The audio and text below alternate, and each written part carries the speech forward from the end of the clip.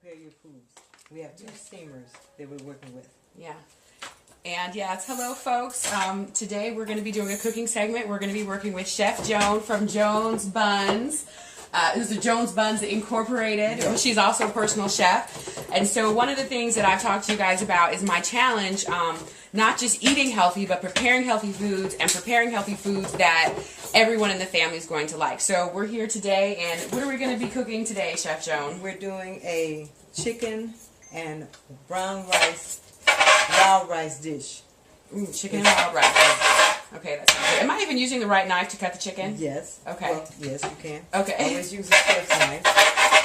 And I never know. I don't ever really sharpen my knives. Like, I have a set of knives that I've had for, like, I want to say since I was, like, a freshman in college, and I don't think I ever have sharpened them, and I wonder why it's so difficult. Yes, because those knives are very dangerous. Yeah, for me to cook. Yeah. Okay, and I see you've already sliced up some chicken here. We've sliced the chicken into kind of strips. Right. And so I'm just mimicking that kind of thin strips, about yay thick. Yes. Okay.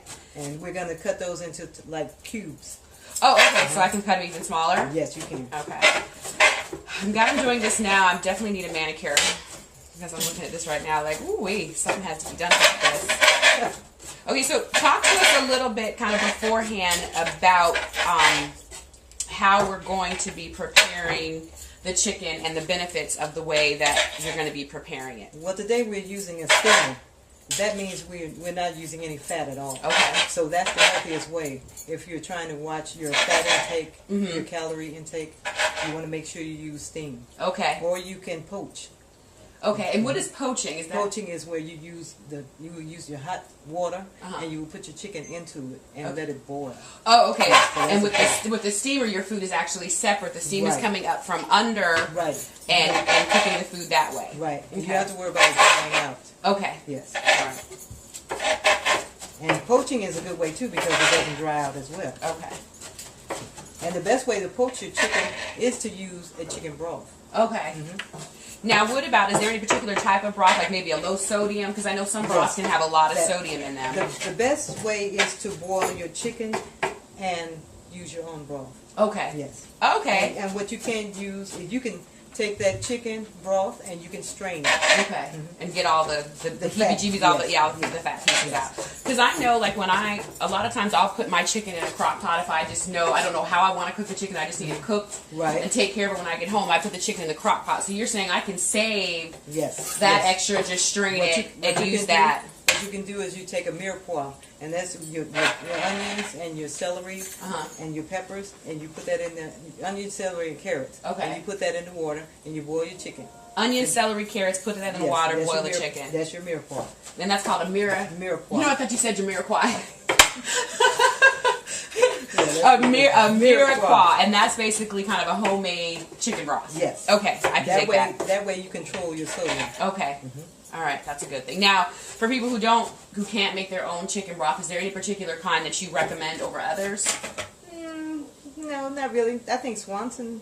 I really don't want to use the name brand. Right. But I think they have a good one. Or as long as it's low sodium. As long as it's low sodium. Yes. Okay. All right, I can dig that. Low sodium chicken broth. Yes. Okay. So people eat with their eyes. So that's why we're using 3 different peppers. Because it does look pretty. Yes. And so it's 3 different peppers in here and an onion. Okay. So 3 different peppers and onion. Yes. And we're going to use sea salt, cracked black pepper, garlic, and we're going to use some cumin. Okay. Yeah, so it's going to have an Indian. No, it's going to have like a Mexican flavor. Yes. Okay. Yes. So, yeah, it smells fantastic, and we haven't even cooked anything yet. And we're using the brown rice because it's more nutritious than the white rice. All right. And it has a lot of protein in it. It has 3.5 grams of fiber per serving with the brown rice. So that's what you want to do when you're trying to lose weight. You want to have meals that will fill you. Okay. Yeah. Without having a lot of calories. Right, because the white rice has a lot of like starch in it and stuff like that, and that's what we want to avoid. Now, what is it about starch that prevents you from losing weight or makes you gain weight? With the starch, it seems like it clings to your insides. Yeah. And you know, that's kind of interesting you say that, because when we were talking with Sabrina, the personal trainer, she was saying that like one of the pivotal things about losing weight is to be able to expel. Right. So it seems like the starches actually keep you from being able to they cling to expel. Right. Say like with your colon, it would cling to the inside of your colon. That's where the colon cancer comes from. That's so why you just got a whole bunch of crap in there, literally, that your body can't get rid of. Right. So when you're using your whole grains and fiber, you have more fiber in your whole grains. So when they go through your colon, it kind of like a scrub pad. It just scrubs it, pulls it on out. Okay, is that what makes corn good for you? Does corn help clean you out? Because corn you can't digest. No, not corn. Okay, No. I was just curious. No, it's not good. I wouldn't use that. Okay. Yeah. So that's what you would do. You use a lot of whole grains. Eat organically if you can, only because of the pesticides. Right. You don't want to get a lot of pesticides. Okay. All right. So the key here with the food is eat food that will fill you up, but not literally stay in you. Right. You want them to go in and come right on out. Yeah. Come right out. Okay. Yes. All right. That makes perfect sense. So now we're ready to put our chicken in. Okay. Just stick it in the steamer? Yeah, just put it in the steamer. Interesting. And I think I bought this steamer at an Asian food store for, I want to say, I think like $17. It was less than $25. I remember that. I bought it several years ago, and I've just now started using it. And this is what I use. This is what you call a bamboo steamer. Now with this, it has 3 levels, the same as yours. And when you're preparing your food, whatever needs to cook the longest goes on the bottom level. Okay. Yes. The closest to the heat. Right. Okay. Okay. And whatever needs the least, we'll put on the top. Okay. Great. All right. Let me turn my alarm on my phone. And actually, this is since we're talking about food.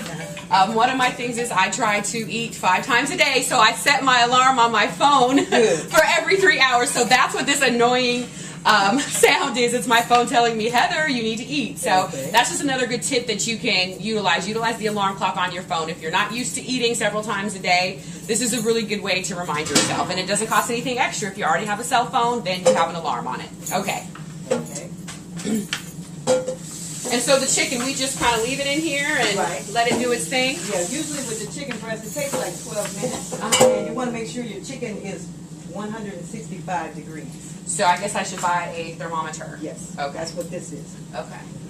And this one, not only does it give you, when you turn it on, the temperatures of the food, but on here, it tells you about all the different meats. Oh, okay. And what temperature it should be at. Okay. You got your beef, your veal, your lamb, your pork, and your poultry, and your fish. Now, I have a question. I mean, I don't know if it's unorthodox, but Stay in this. in this over here. Oh, and when you're losing weight, does it matter if you have foods that are rare or cooked? Like, does it the Well, with the rare foods, you're going to get more roughage. Okay. So that'll give you more fiber. So actually, the less you cook your food, kind of the better. So is that what the whole raw food movement is about? Don't cook it because you'll be able to get food that's going to help you most easily expel out of your body. When you don't cook, the less you cook the food, the more vitamins you retain. So, from the sense that I'm getting in a nutshell, it seems like the key to weight loss is literally being able to get rid of stuff. Yes. Huh. Yes. That's interesting. That's Very, yeah. Okay. Okay.